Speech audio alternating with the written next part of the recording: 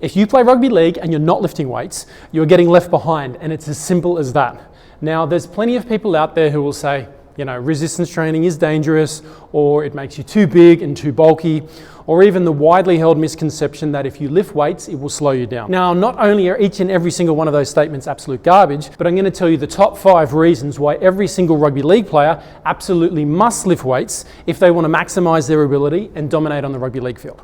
Now, for those of you who don't know me, my name's Joe Murphy. I co-founded League Fit Academy 9 years ago to help educate young rugby league players about how to build their body, their skills and their mind, and we now work with thousands of players across 6 different continents right around the globe. Now, back to our topic for today. Rugby league is a fast-paced collision sport where, to put it simply, the strongest and most powerful players, they don't just survive, they dominate. Because more strength and more power equals more wins. And by wins, I don't just mean winning on the scoreboard. I'm talking about winning each and every moment within the game itself. I'm talking about winning the contact, winning the tackle as a defender, meaning you make a dominant tackle, you control the attacker onto the ground, you slow him down, giving your team's defensive line time to reset, or as a forward, you're taking a hit up, you win the contact when you hit the defensive line with significant force, disrupting the D-line, breaking tackles, making post-contact meters, and then finding your front and winning the ruck by getting a quick play the ball and creating time and space for your hooker to be able to jump out before the markers and the rest of the defensive line is set. That's winning. And it's not just for, the big muscle-bound meathead forwards. Let's take a centre who needs enough strength and power in his legs to be able to run a line, use some footwork to change direction explosively, and then accelerate onto the outside of his opposition number, fending off one defender with his left hand while executing an offload pass with his right hand to put his winger away. Or maybe you're a spine player and you need to be able to run to the line and then have the strength and the power in the lower body and the core to be able to fire a bullet-like cutout pass to an unmarked winger with a free run down the sideline. Now, does the skill component come into this at all? Absolutely. Obviously skill is incredibly important, but all the skill in the world won't do the job unless you have at least the bare minimum level of strength and power required to execute that skill when the opportunity presents itself. So very quickly, I'm going to run through the top 5 reasons that rugby league players must lift weights if they want to maximize their ability and dominate on the rugby league field. Now, reason number 1. Increased strength and power for performance. I mentioned before, rugby league is a physically intense and often brutal collision sport where, you're required constantly to accelerate your body at 100% of your capacity and physically smash your opponent. It requires its participants to dominate in tackles, to break through defensive lines, and to carry the ball with force. Lifting weights builds the kind of strength that allows players to generate more power in runs, tackles, and collisions. A stronger upper body via, bench presses, rows, chin-ups, and whatnot, it can help players make and absorb tackles more effectively. Lower body strength ensures better drive and control in contact situations. A strong core can help players maintain control during contact, fend off opponents, and improve overall movement efficiency. Simply put, the more strength and power you have, the better you can withstand and deliver physical contact. Now, point number 2, injury prevention and durability. Resistance training strengthens muscles, tendons and ligaments, and it reduces the risk of injuries like shoulders, knees and ankles, is pivotal for preventing injury, reducing the severity of injury if and when it does occur, as well as reducing the recovery period after an injury has occurred, allowing the athlete to get back into competition a lot quicker. Third reason rugby league players must lift weights is because of vastly improved speed, acceleration and change of direction. So strength work, particularly lower body strength work, enhances speed and explosiveness off the mark, or what we call acceleration. We see this firsthand in the academy all the time. We'll take an athlete who's running 1.85 seconds over 10 meters. We have him train his lower body twice a week for 12 weeks. We retest him and his time improves from 1.85 to 1.79. And that's without even doing a single speed session. We see the same thing when it comes to his change of direction.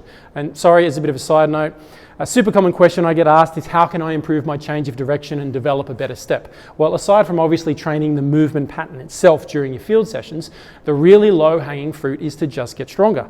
At League Fit, when it comes to change of direction, we assess our players with something called the Illinois test. And what we see is that a player that initially tests at, say, 18:44 will reduce his time to somewhere in the 17.8 range within a 12-week period, again, from following a resistance training program where he's hitting his legs twice per week.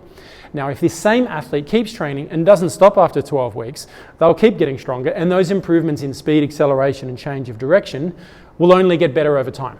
Okay? Now, 4th point, improved body composition.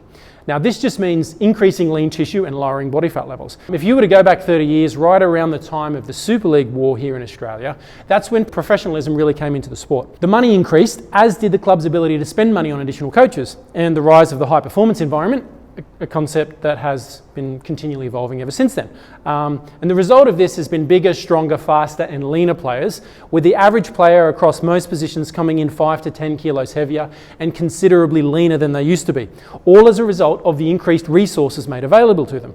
Regular, well-structured resistance training programs, often implemented from a younger age, has meant that for most positions there's a minimum level of muscular development that must be reached for a player to be able to compete at the highest levels. So basically, if you're not lifting, you're not going to be able to compete. And all things being equal, if you have two players who have equal skill and equal temperament, then the bigger and the stronger player usually wins. The flip side is that resistance training also helps people to lose body fat the right way and get lean. And anyone who watches my content will know that I probably talk about getting lean more than almost anything else, because I believe it's the one thing that has the biggest potential to improve every aspect of your game more than anything else. Now, just to clarify, of course, not everyone needs to lower their body fat levels, but for the players that do, lowering your body fat means greater speed and acceleration, so you'll get faster. Vastly improved endurance, and as a result of your endurance going up and you being fitter, your skill level throughout a game will improve, because nothing causes more errors than fatigue. And as well as that, things like your decision making will also improve. Why? Well, again, because fatigue makes players make bad decisions, both in attack and in defense. Simply put, fatigued players get sloppy with their performance. So yes, all of those improvements can come from simply improving your body composition levels, which is what will happen if you do follow a regular resistance training program.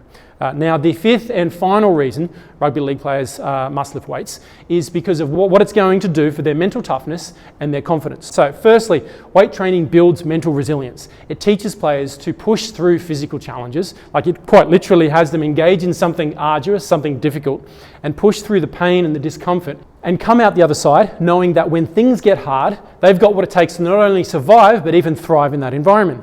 And as their strength improves in the gym, you see a boost in their confidence on the field, knowing that they've got the tools required to approach all forms of contact with greater power and aggression. And finally, seeing the physical changes occurring in their own physique over time as they build lean tissue and possibly lose fat.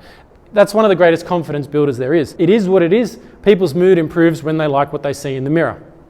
So I'll go over those points one more time because repetition deepens the impression. The top 5 reasons why you as a rugby league player absolutely must lift weights. Number 1 is because of increased strength and power performance. Number 2, injury prevention and durability. Number 3, improved speed, acceleration and change of direction. 4, improved body composition. And finally, number 5, mental toughness and confidence. So, like I said earlier, if you play rugby league and you're not lifting weights, you are getting left behind. And it's as simple as that.